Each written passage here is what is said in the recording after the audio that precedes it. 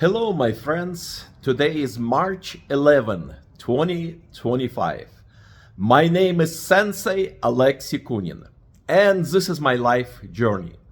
I'm getting a lot of inquiries, people asking me all the time, what martial arts should I learn or should I start practicing? What would you recommend? There's many different styles of martial arts, and all of them have important values. Not some of them are very good for more as a spiritual art, some of them more as a physical fighting art, some of them are traditional, some of them are more modern. It all comes down to personality and character, and your physical abilities, because each art requires certain physical abilities. If you have a long legs and you're flexible and you like kick and punching, probably Taekwondo is for you. But Taekwondo is more focused on sports application. So if you want to pursue your career in sports, competition, maybe one day Olympics, I would recommend Taekwondo.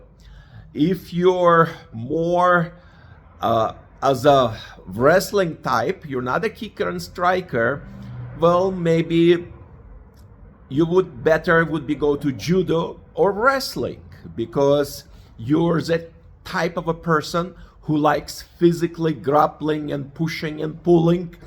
Again, you go to judo or wrestling and you're gonna be ending up sooner or later in competitions, especially in judo. If you want to progress in rank, you're gonna have to go and compete.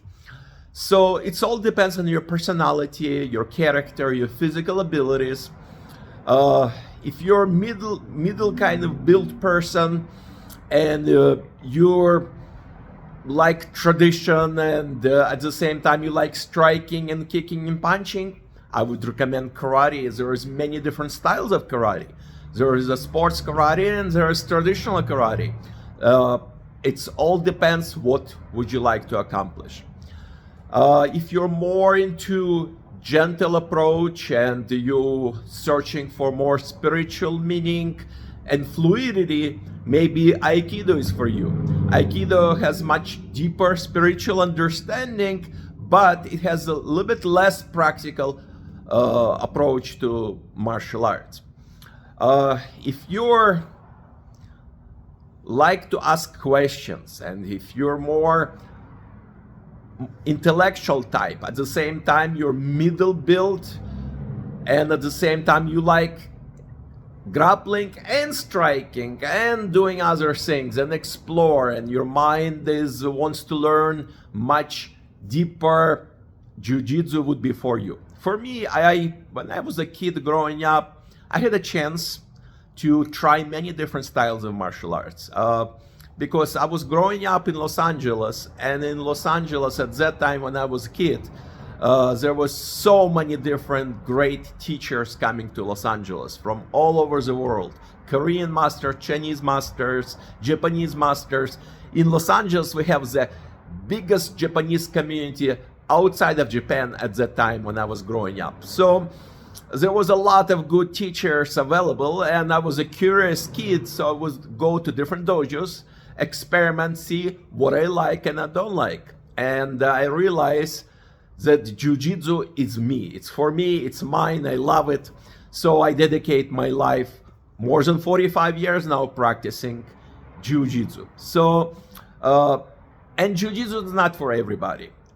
If you're more as a boxing type person and you just like to hit and hit and hit, go to boxing. But jiu-jitsu, it's a special kind of people. It's a breed that requires you to think a little bit. It's more an intellectual side, because you'll be doing throws, you're gonna be doing kicking and punching and joint locks and chokes and combination, because in real life, could be a striking and a throw and a joint lock or a choke. It's never just a striking. It's never just a grappling. So yes, for me, it's jiu-jitsu. It's because I like to ask questions. Why is it working or not? Why this technique works and this one technique doesn't work? Well, because there's hundreds and hundreds of techniques, and each technique is depends on situation, and you have to adapt the technique. You might be to change the technique for your body type, see if it's working or not. I was mentioning before, some people think that Jiu-Jitsu is a grappling art or wrestling art. No, no, no. Jiu-Jitsu, again, it's a lack of education. Jiu-Jitsu, it's a fighting art. That means we do strikes, we do kicks and punches, we do throws, we do grappling, but we try to staying away from the ground. I was mentioning before in my previous educational videos, you don't want to end up on the ground and grapple because you're gonna die or you're gonna get injured. So in real life, you want to be standing and fighting, and traditional Japanese Jiu-Jitsu, that's what it's focusing on. Standing and fighting. If you need to go on the ground, you can go on the ground, defend yourself, but the whole point is to get up as soon as possible if you lose your balance and be able to be on your feet, striking, punching, throwing, joint locks, working with weapons, knives, sticks, swords. If you advance later on in Jiu-Jitsu, we do work with swords. We work also with firearms, because a true Jiu-Jitsu, it's a martial art. And you have to practice and be able to defend yourself from any type of a weapon, using weapon. And in the modern world, yes, firearms are important. Knives are very important. Knives are very dangerous on the street. So you have to be very good with knives, understanding how to defend yourself against knives. That means practicing the knife attacks to be able to defend yourself. So weapons in itself, it's a whole different area of Jiu-Jitsu, just focusing on the weapons. So again, it's all depends on your personality.